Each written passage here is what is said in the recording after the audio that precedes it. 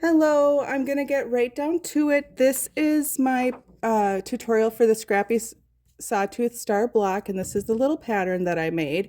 It's a sawtooth star pattern. It's nothing different than any other sawtooth star pattern. I just wanted to put this one out there for Scrappy. My pattern makes 6 blocks because to make it scrappy, you need to use a lot of different fabrics. Anyway, but I'm going to show you how to make 1 block today.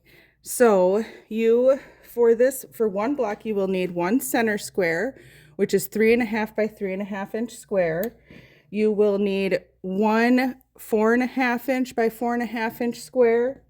You will need 4 2.5 inch by 2.5 inch squares.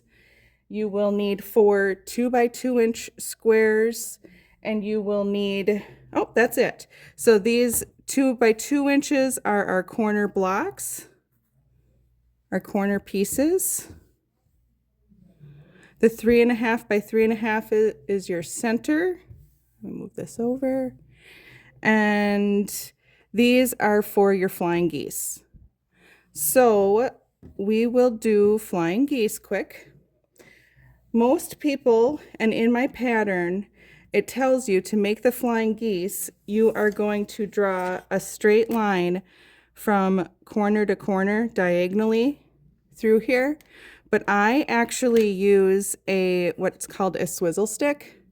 And I started using these like a year ago, and I just don't want to go back. So instead of drawing a straight line diagonally from corner to corner, you line this center line of your swizzle stick corner to corner, and then you draw, let me zoom in a little bit.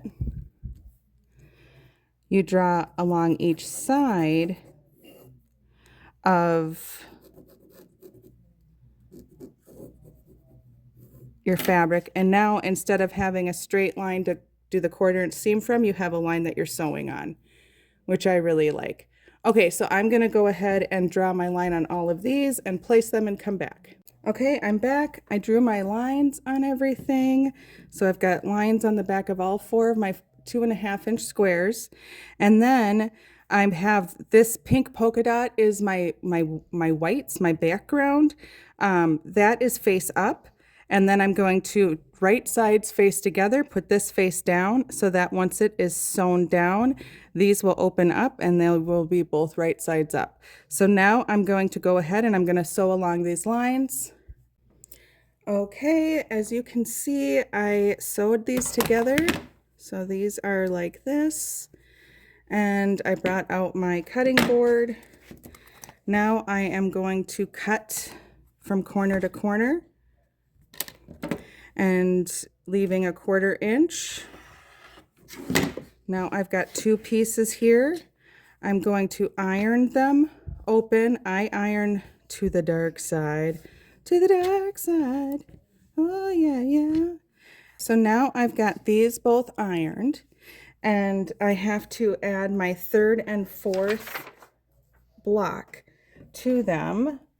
So that's these ones. And the way that we put those on is from this corner to here. So we're going to do this one here. And this one's going to go here. And again, my swizzle stick lines or your straight line is right in the middle here. And now we're going to just sew along 1/4 inch from the center down these lines. I will do that and be back. All right, these are sewn together. They should open up like this. I am going to trim them apart. Well, actually, not trim them, cut them apart. And then I'm going to go iron them open. And then I'm going to show you how to cut your flying geese. So now I've got my 4 sides. I'm going to go iron them open. All right, I have my 4 fun sides. And now I'm going to show you how I trim flying geese, which is, if you're anything like me, well, I'll just tell you, I rode the flying geese struggle bus 4 years, and I finally found a way that works for me. So the first thing we're going to do is we want to leave a 1/4 inch seam from your point here to the end, because that's your sew line. You don't want to sew over your point too much because then you lose your corner. So I'm going to take my ruler and I am going to put the 1/4 inch on the point and trim from there. And it looks like for this one, it looks like it's not totally straight there, but I'll know to sew on that point line. So I didn't get quite a 1/4 inch on this side, but I did on this side, which is okay. So after you do that, you have, what I like to do is, so this side of this is going on the side of my center square, and it's a 3.5 inch side here. So if you get a 3.5 inch template, square template, there's always this center circle. See right under my thumb by the 2, there's a circle there. It's a white circle right in the middle. That circle goes right on your corner here in the center. So, and then this 45-degree line is going to go right along this edge. So I am going to put that on the circle and the 45-degree line on the edge. Let me do it this way here to double check right here. And trim up the sides. So now I have 3.5 inches, 1, 2, 3.5 inches, and that will match up to my side.